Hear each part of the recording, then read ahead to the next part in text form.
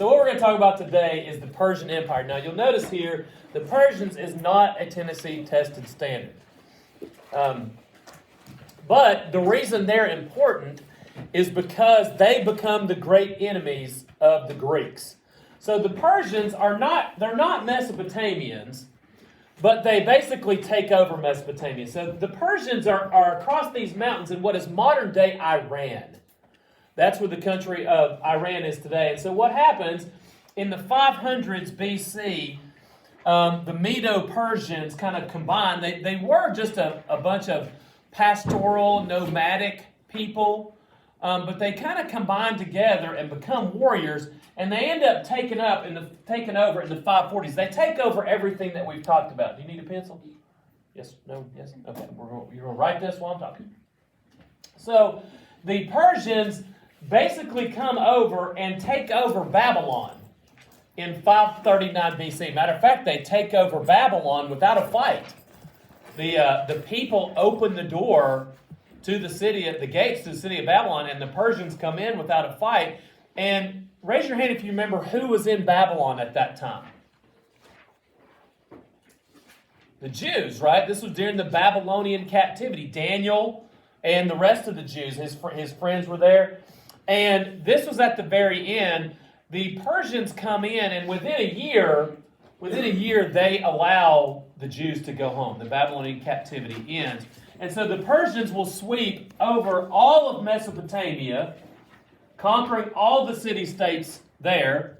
They will go all the way up into Assyria and conquer them. They'll go all the way up into Asia Minor and the Hittites and take them over. And then they'll go all the way into Egypt and Judea. So they basically conquer everything. And history, the Greeks will record the Persians as the big bad guys. But were they? Were they really big bad guys? Next. So how did the Persians build and maintain a tremendous empire? Who were their important leaders? What were their contributions to history? That's kind of our goal for the day. The Persians based their empire on tolerance and diplomacy. Now, what does tolerance mean? Raise your hand if you know what tolerance means. Okay? It means to allow or to tolerate other people and their beliefs. And that's kind of what the Persians did. So right off the bat, they don't really sound like bad guys, do they? They kind of sound like good guys. Now, are they conquering people? Yes. But when they conquer them, they do not enslave these people. They generally be one of the only ancient civilizations that don't do slavery. They will conquer these people, and all they're going to require is yearly tribute. Gold, silver, spices. You have to contribute manpower to their army. When you see their army is going to be made up of people from all over the ancient world. Go ahead. So here's where present-day Persia was from. Next. And here's how far their empire reaches. It reached all the way into India, Afghanistan, up into Russia, all the way through Mesopotamia. It's a huge empire. Huge. Kind of see it again here. So the first guy is Cyrus the Great. He is their first main king. He in 550 BC, remember we're counting down from 5, we're counting down to 0. He conquered several neighboring kingdoms. He was a military genius. He controlled an empire spanning 2,000 miles in the ancient world. That's huge. Kindness towards conquered people. As at one point, he conquers this one area. I can't remember where it was. I can't remember if it was Babylon or in when the Medes and the Persians were fighting. And what he was going to do is he was going to burn alive the king of the conquered people. So he had him strapped up, and he was going to burn him alive, and it started raining. And then he basically changes his mind and says, hey, I'm not going to do that. What I'm going to have that guy do is I'm going to have that guy advise me about his people. He becomes one of his closest advisors. So he really changes. He honors local people's customs and religion. You can believe whatever you want.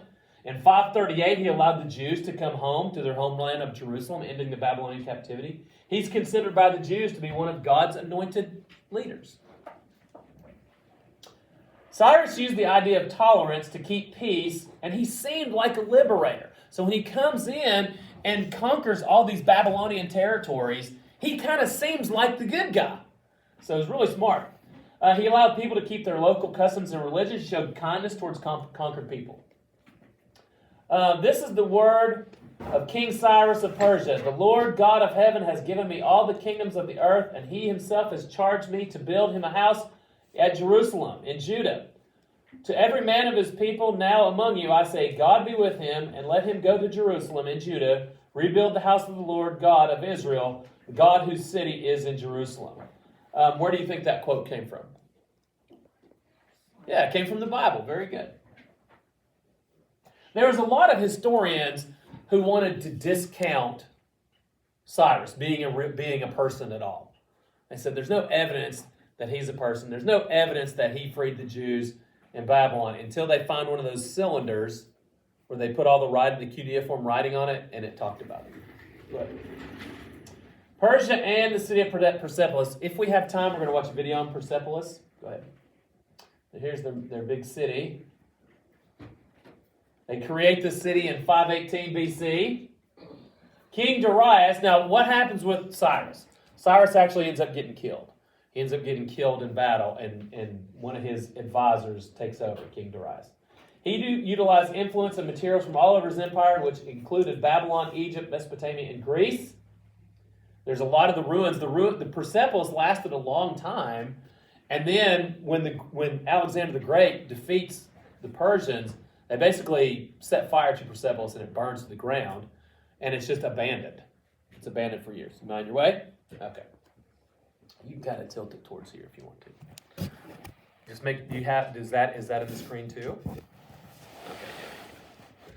Okay. This is more important than that. No big deal. Next. Go back up. At the height of the Persian Empire, it stretched from India to Africa.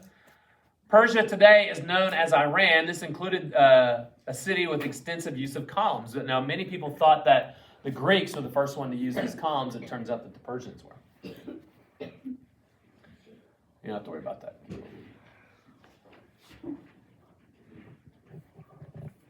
Darius was followed by his son Xerxes, who ruled from 485 to 465. The Appendana, which is the attendant audience hall, features wonderful relief. We'll see a lot of things.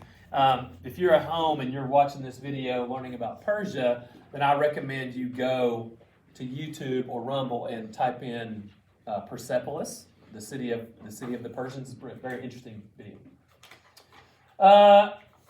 It had huge 60-feet columns. The 36 columns had bull shapes on the top. The relief on walls symbolized Persian guards called the Immortals. We'll talk about the Immortals later. 10,000 immortals protected the city and the ruler. Large ramps extended. So we're going to pause right here. So make sure, you can turn this way now. The main things you need to know about the Persian Empire, again, we can't spend a lot of time on this, is not tested standard, is we're setting up the big enemy of the Greeks. And that's the Persians. And again, the Persians were recorded by the Greeks as the big bad guys. But were they? Not really. The Persians freed the Jews after they conquered Babylon, helped them pay to rebuild the temple, protected them. The Persians conquered all of Mesopotamia, Judah, Asia Minor, and Egypt. The Persians were very tolerant rulers, didn't enslave conquered peoples, and allowed for mostly self-rule. They had satraps, which were royal governors, to report to their king and demanded yearly tribute. They also had, spies. They had spies that were in all their different city-states, spying on the people to make sure that there wasn't anybody starting a rebellion. They built a new capital, Persepolis. They built the Royal Road, which was a 1,700-mile-long road that was a series of roads throughout the empire. We're talking about a huge trade network. They built the Royal Road. With the Persians, they're going to come into conflict. Go all the way back up until you get to the map. Keep going. I'll tell you when. Right there. So they're going to come into conflict with the Greeks, which we're going to talk about tomorrow. They're going to come into conflict right here. Because the Persians ruled this area. Now, Athens is right here. Little bitty Athens. Athens, as we've talked about in the past, wants to be a world power. Okay, they want to have influence, they want to have power, they want to have a trade network, and they see the Persians as being in their way because the Persians control everything. So they're basically going to pick a fight with the largest empire in the world at that time. And unbelievably, things are not going to go terribly for Athens. All right, as we say in my class, go forth and learn because knowledge is power. All right, what I want you guys to do right now